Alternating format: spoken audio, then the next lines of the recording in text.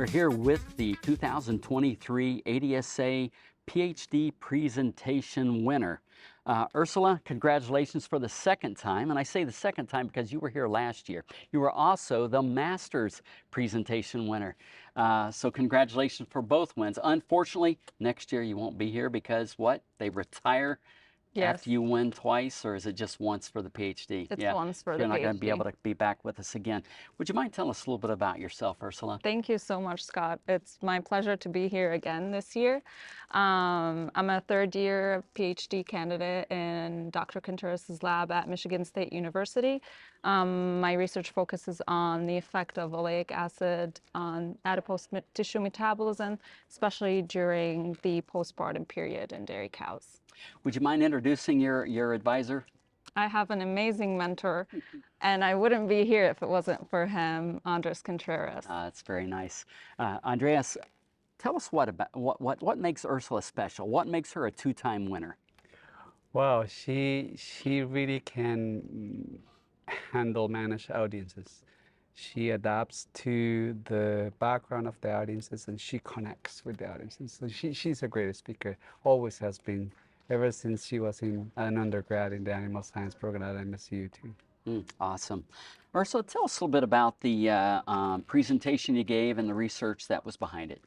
For this year's project, I worked with fat cells, adipocytes. So we extracted fat cells from the subcutaneous adipose tissue from Holstein cows and supplemented them with oleic acid and palmitic acid, and then a combination mixture of both palmitic and oleic acid to kind of resemble fatty acid supplements already found commercially.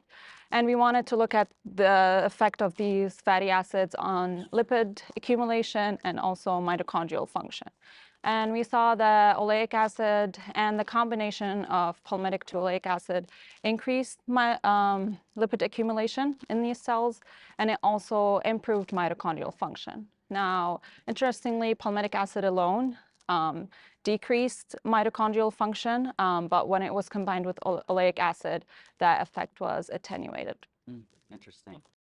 Clay, do you have any exceptionally tough questions for Ursula? I don't know about that, but it's all right. I'm used to it from last year. So Ursula, what are the implications of your research to a nutritionist or dairy producer? So we're trying to look at more mechanistically what's happening at the adipose tissue and adipocyte level. We've seen that supplementing oleic acid with palmitic acid, especially postpartum, these cows don't lose a lot of body weight. So we're trying to see what is happening at the adipose tissue level, which that's what we found, an increase in lipid accumulation and more enhanced mitochondrial function.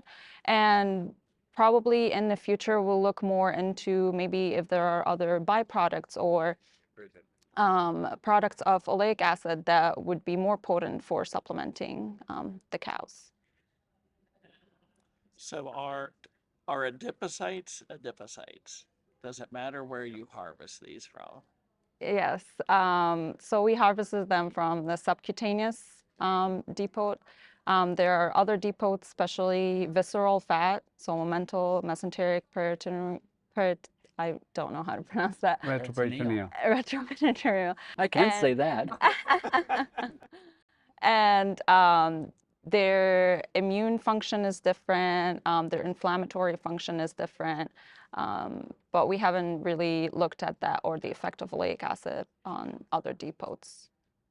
I'm curious if there's a genetic element to this. Would you anticipate that beef cattle, or maybe even other breeds of dairy cattle, would their adipocytes behave the same way? Well, in beef cattle, we have selected the breeds to be able to accumulate more intermuscular fat, which those are the adipocytes that are located between the fibers in the fat. So we have selected those for marbling for years already. Probably the visceral fat, they might accumulate less, the beef breeds, compared to the dairy cows, because we have selected again for more shallow trunks, more shallow bodies in the beef breeds than compared to the dairy cows. We always want those open rib cows, and usually when you have more space, there will be more fat because fat is kind of filling up the spaces. So those will be the differences depending on the type of animal, the breed, and the purpose, if it's a dairy or a beef type of animal. Yeah, makes sense. Clay, anything else? No?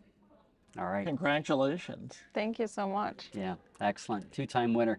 Thank you, Scott. What's your future look like? Where do you plan on what do you plan on doing once you graduate? I still have a couple years until I graduate, but I'm leaning more towards industry and doing research within the industry. I love academia and I've really enjoyed my time in academia, but I think I have a lot of potential and a lot of opportunities in the research industry, especially the dairy industry. Would 100% agree. And when you get your resume updated, please forward that to Dr. Glazer. That's right. All right. Thank you very much. Thanks for joining us tonight. Thank you so much. Congratulations again.